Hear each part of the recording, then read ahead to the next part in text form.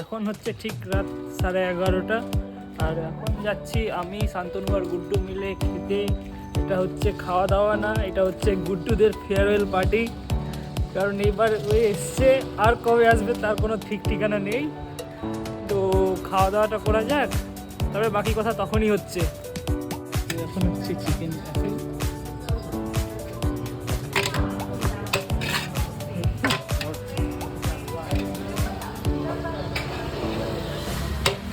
Sweater ছাড়া বলেছি, তো ঠান্ডাতে সোয়েটার ছিঁড়ে এসে কেমন লাগছে?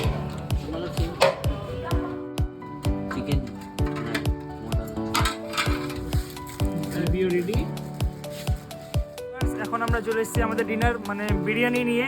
তো আমার হাতে আছে পাতা আর এই বোতল, এছাড়া শান্তনুর কাছে আছে বিরিয়ানি আর গুড্ডুর কাছেও আছে বিরিয়ানি। তো গুড্ডুর সাথেও একটু কথা হয়ে যাক।